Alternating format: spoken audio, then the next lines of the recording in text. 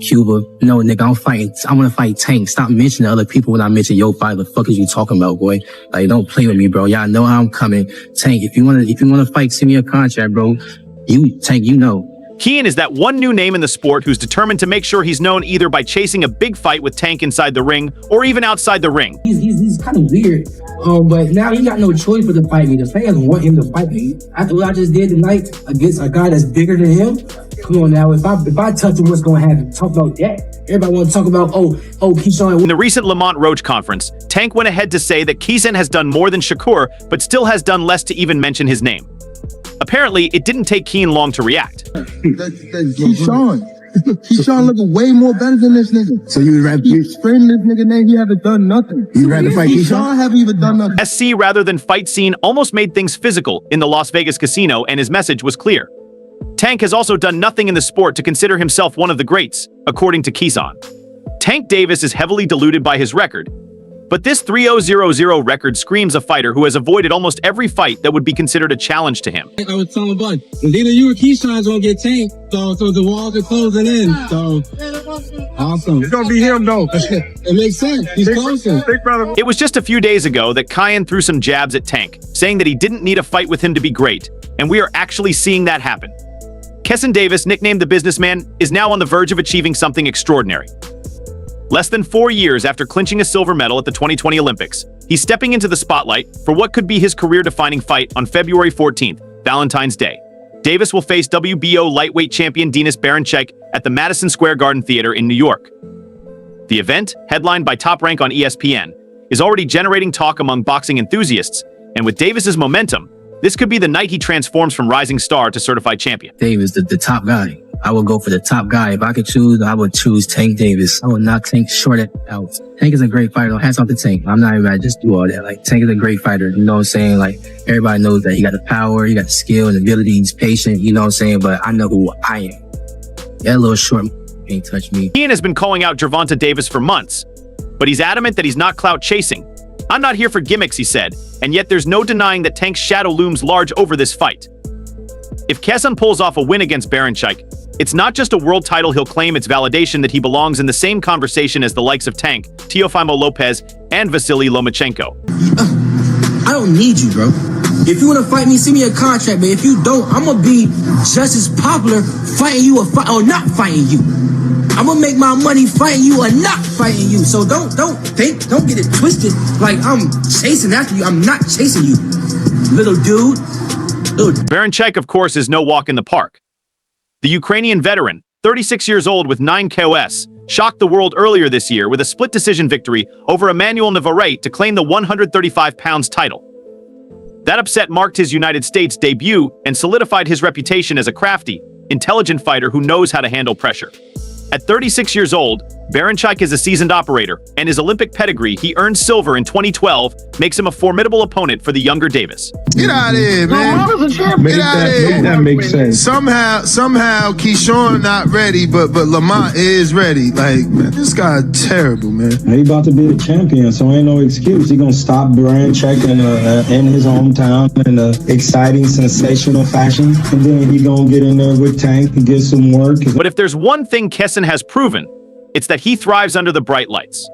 His 2024 campaign was nothing short of spectacular.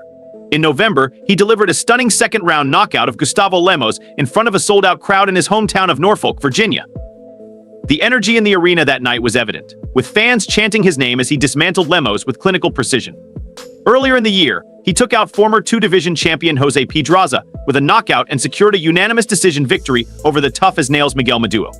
Each performance was a statement. Keyshawn Davis isn't just good, he's special. Knock.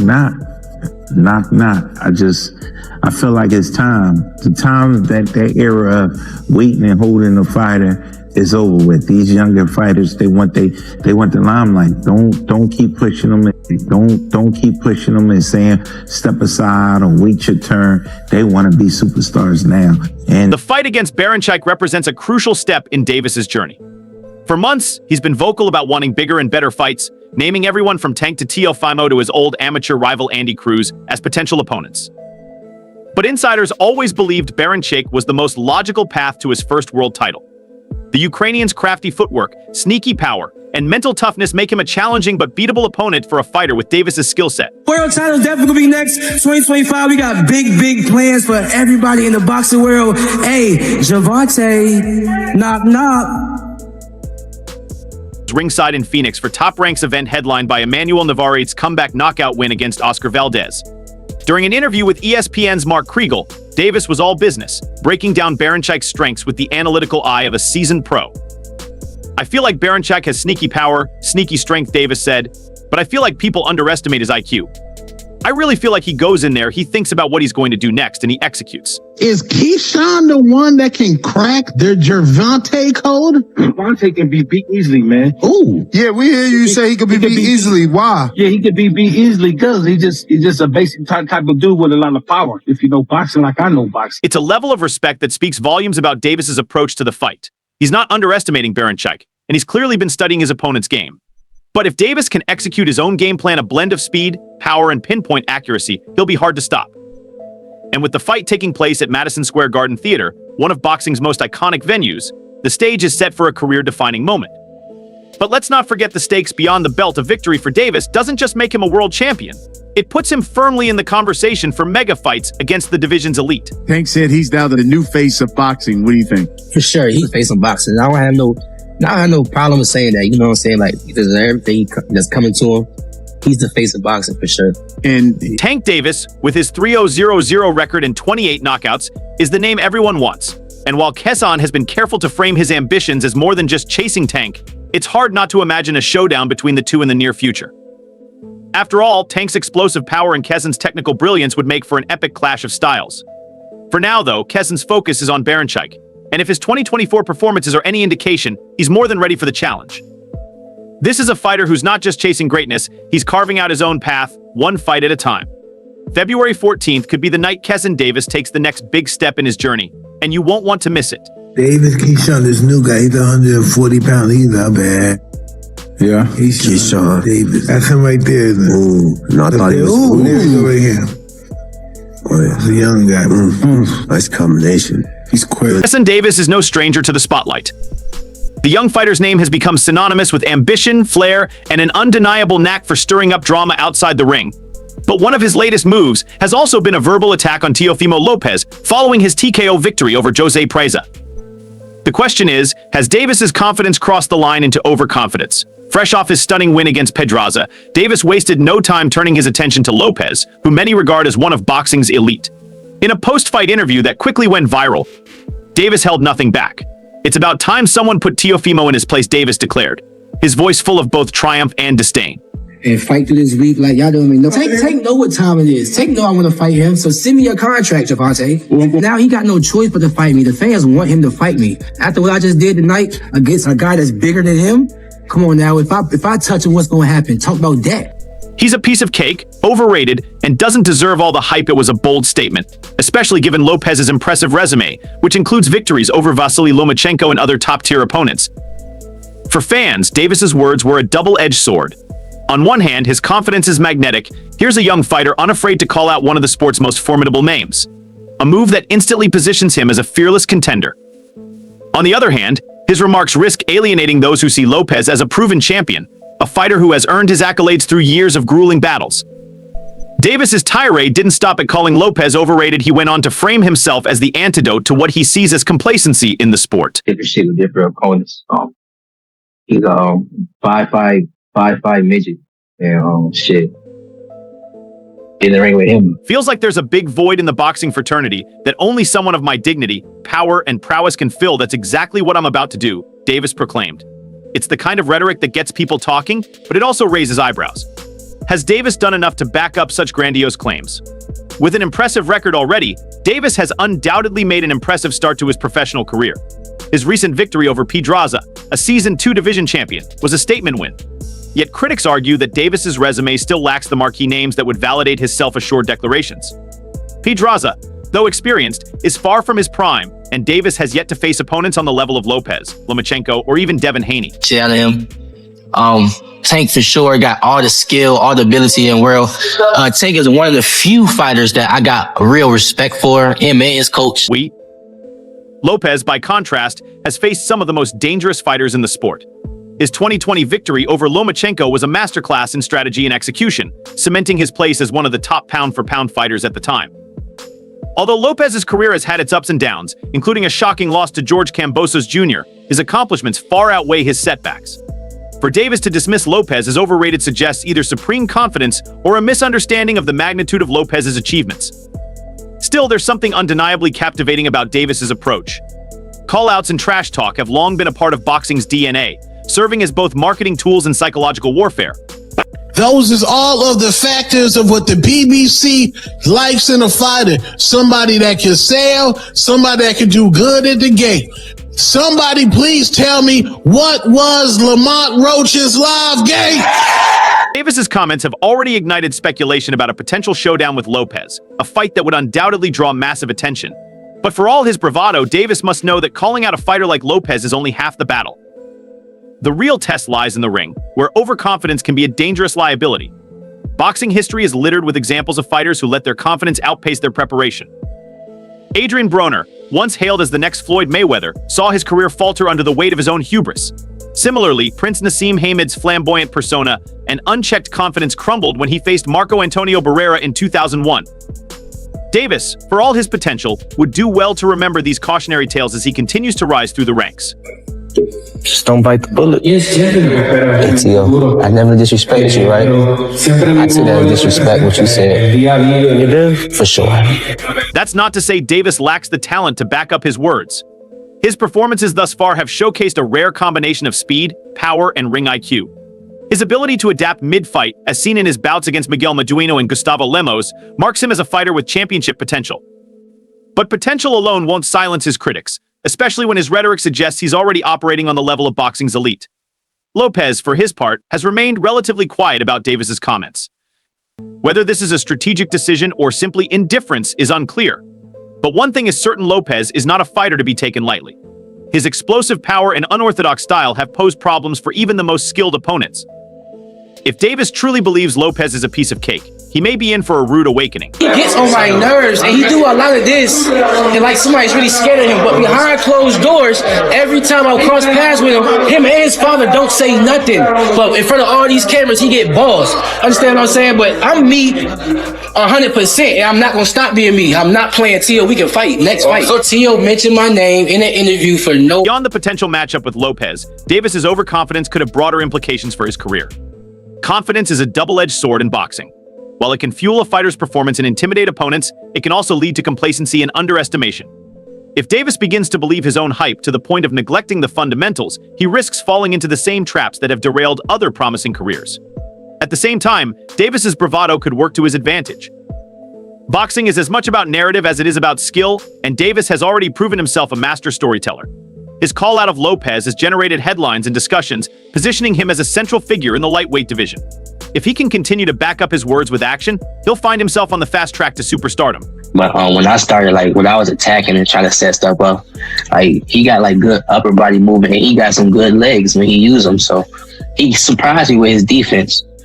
But it was a very technical fight. Technical sparring match. WBA lightweight champion Gervonta Davis has faced criticism for his resume as of late, but he may well have found a willing dance partner in Keyshawn Davis, who continues to pursue an all-American showdown.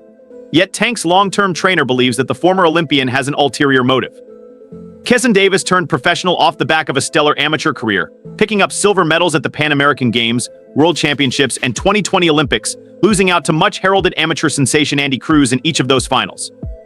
However, since making the switch to the pro ranks, Davis has been a threat to go one step further and become a lightweight world champion, knocking out two former world title holders in Anthony Yigit and Jose Pedraza during an unbeaten start to life with the big boys. When it comes to fighting this person, when it comes to fighting that person, the only person that I'm calling out that I want to fight is Gervonta, man. Other than that, don't ask me to fight nobody, bro. Ahead of a scrap against Gustavo Lemos, the businessman repeatedly demanded a clash with Gervonta Davis and made headlines during the build-up after Tank responded to his call-outs. Come fight night, the 25-year-old delivered a career-best performance to halt Lemos within 2 rounds, leading fans to believe that an event strangely named Davis vs. Davis could take place during 2025 once the champion gets past Lamont Roach. Yet Kenny Ellis, who coaches Gervonta Davis, has now taken to social media to reveal his belief that Keyshawn is only beckoning a fight with the champion in fears of facing his old amateur rival Andy Cruz, who has also risen into world title contention. Do you really believe Keyshawn is ready for Tank, bruh? Do I believe Keyshawn's ready for Tank? I think it'd be like a Frank Martin situation. I don't think he would look bad in there like Frank didn't look bad in there, but eventually he's gonna get you.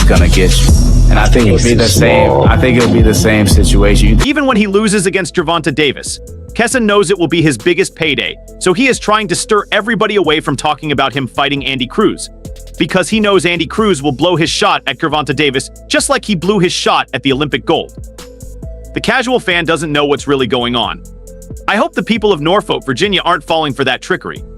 I'm sure the real men of Norfolk want Keyshawn to get that smoke back like Tank. Andy Cruz is expected to return to the ring in January as he closes in on a world title shot, despite having just 4 contests to his name.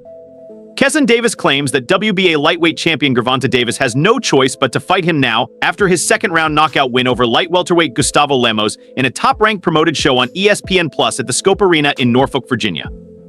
Keyshawn, not known for being a big puncher, caught the wild-looking Argentinian Lemos with a perfect right counter in round 2 that put him down on the seat of his pants. Frank is ass. Okay. Frank can't beat Pedraza. Okay. Just my question. What made you want to Lemos, 28, was easy prey after that knockdown and was dropped twice more by Keyshawn before referee Raul Kais Jr. waved off the contest at 1:59 of round 2.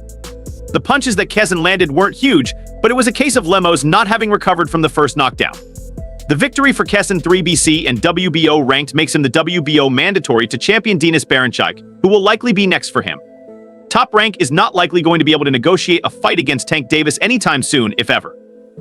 I'd be surprised if Keyshawn ever gets a fight against Tank unless he becomes a star, and he might not be able to make the jump before being forced to move up due to his size. Well, you and Tank, if that would happen, you sparred with him, correct? Yeah. So you and Tank, if that would have happened. I feel like me and Tank fight how it go would be like electrifying. Like me and him are both mean, aggressive, bully. We bullies in the ring, you know, like we bully the bully. He didn't look much smaller than the 155 lb Lemos inside the ring, which suggests he's not long for the division. I didn't think I was going to stop Lemos. I thought he was going to be very tough, durable, and we were going to be in there fighting kind of like my last fight was, and having a spectacular performance, said Keyshawn Davis to the media after his win over Gustavo Lemos on Saturday night in Norfolk, Virginia. It wasn't a big shock that Keyshawn knocked out Lemos because with the way he was throwing wild punches, leaving himself open each time, it was only a matter of time. In the first 30 seconds, we could see why Keyshawn picked Lemos as his opponent rather than Andy Cruz or Raymond Muratalla. First time I never seen you, so I ain't with all the talking, you know what I'm talking about? So when it's time to dance, bro, we could dance, you feel me? All the tough, bro, I'm like that, bro. Martin though. Bro. I feel like I'll pick Martin up. I feel like he's not on my level. You just fought. I feel like I got way more experience than this dude. Lemos was no threat to beating him and was the ideal opponent for him to look spectacular. He was well vetted before being selected by Keyshawn. I knocked him out in the second round. I knew when I dropped him the first time that it was over. I already knew it was over, and I just closed the show. Keyshawn continued. The only person that doesn't like it is him, said Keyshawn about Gervonta Tank Davis not liking to be called out by him. He's kind of weird, but now he has no choice but to fight me.